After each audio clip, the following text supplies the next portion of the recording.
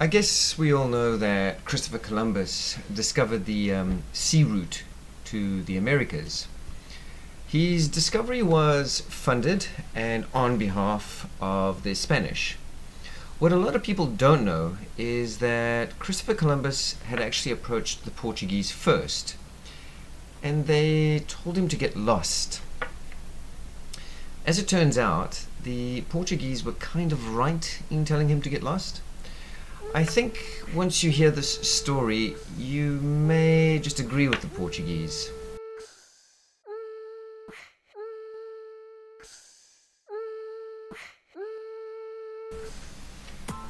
I want to paint a picture as to what the Portuguese were working on before Christopher Columbus arrived on the scene. The Portuguese, along with most of Europe, were besotted by spices. Why spices, you ask?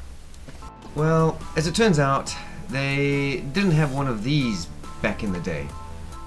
Spices were all about preserving food and disguising rotting food. There was already a spice trade in place. This trade went overland through what is today Turkey, through Italy, and into Europe. Maybe the Portuguese were getting the leftovers of that spice trade, given that they were on the far western side of Europe. Maybe those spices were actually very expensive, given that the traders had to travel all the way through to the western side of Europe.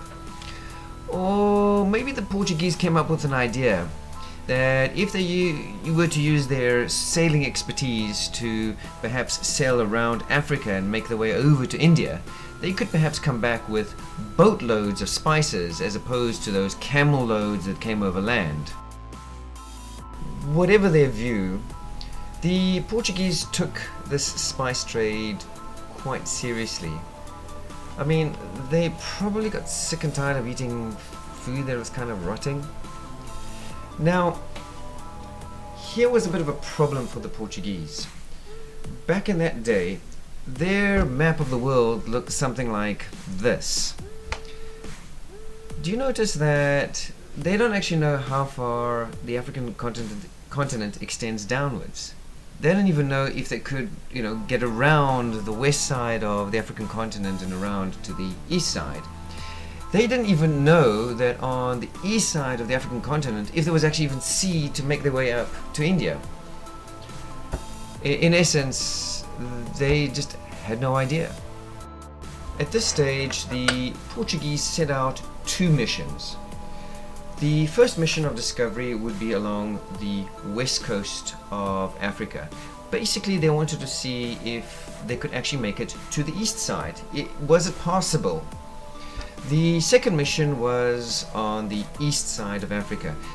Basically, they just wanted to know, what did the geography look like on the east side of Africa? They also wanted to send somebody over to India to basically set up all the contacts to find out who are the sellers and how much does it cost, etc. In essence, the Portuguese were doing what we today would see as a formal feasibility study. They wanted to see, firstly, was it technically possible? Secondly, they wanted to find out all the costs. The cost of traveling, the actual costs of the spices themselves. They really had a good idea what the selling price would be of these products in their own market back home. But in essence, they wanted to know, was this a viable venture?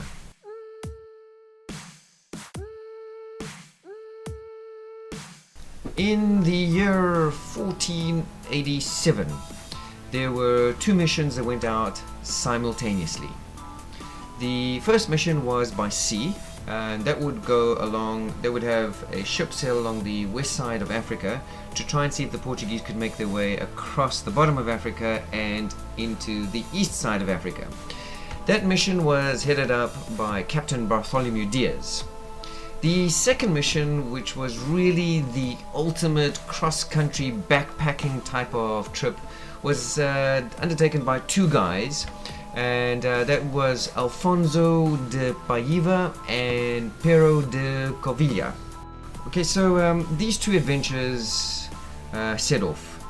Bartholomew Dias made his way around the west part of Africa and came down to the Cape. He couldn't quite make his way totally around the Cape. The waters in that time were actually quite wild. Subsequently, he actually even named the Cape the Cape of Storms, which is a name that kind of still has bearing to this day. But he was able to round the Cape and actually find the path that showed that the African continent did come to an end and you could actually access the eastern side of Africa. And then he made his way back. Alfonso and Pero had a really tough time. As you can imagine, they had to, cross some land, negotiate a boat ride, cross some more land, negotiate another boat ride, and cross some more land. And you can just imagine it was, well, they got to what is today modern day Yemen, and they split up in two different directions. Alfonso went off to Ethiopia, and whereas Pero made his way to India from that split. Alfonso got to meet the leader of Ethiopia, who subsequently took him captive, and he died in captivity. Whereas Pero, on the other hand, made up quite well in India. He not only made his way to India, but he was able to, get to meet various sellers of spices, get to find out about pricing. He was even able to hitch a ride from India to East Africa. Who knew that India was already trading with East Africa long before the Europeans arrived? Anyway, when he landed in East Africa, he was able to actually carry on further south in Africa, where he was basically drawing a map and documenting the geography of the entire region. And then he made his way back. So both missions made their way back to Portugal.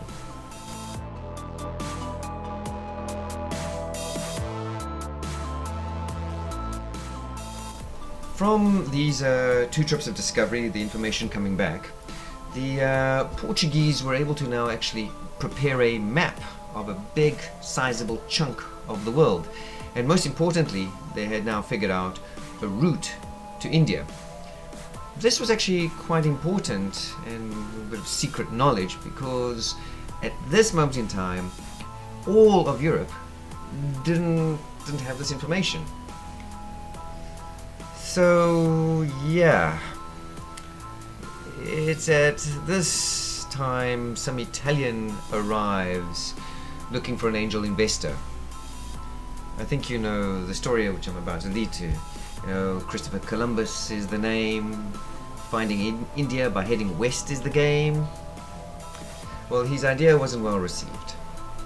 The Portuguese had not only gone through a very expensive effort to find their own proven route to India, but they also knew that China was to the east of India. This came from Marco Polo's journals, which were about 100 and something years old at the time already. So what Christopher Columbus was saying just couldn't make sense.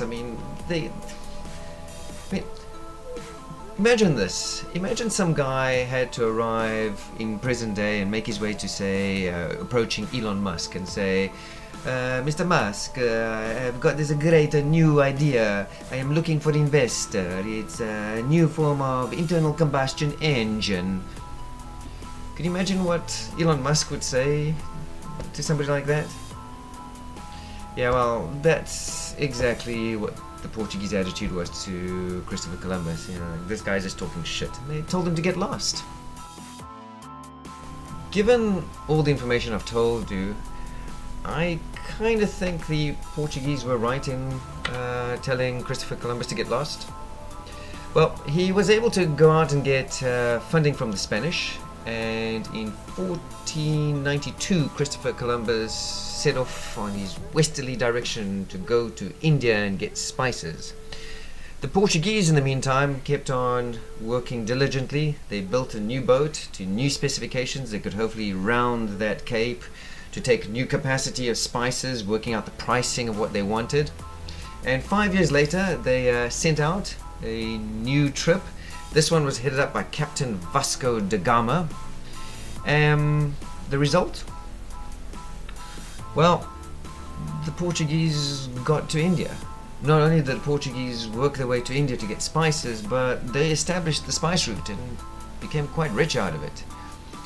Christopher Columbus, on the other hand, landed up in the Bahamas, and is today attributed with discovering the United States, bringing Italians to North America, being the first person to cross the Atlantic, bring back gold and treasures to Spain, and the inventor of sliced bread. Yeah, well, there you have it. That's history. I'm hoping you enjoyed it. If you have enjoyed it, could I kindly ask if you could just share this video with other people? That would help me out a lot. And yeah, I'll see you again. Bye.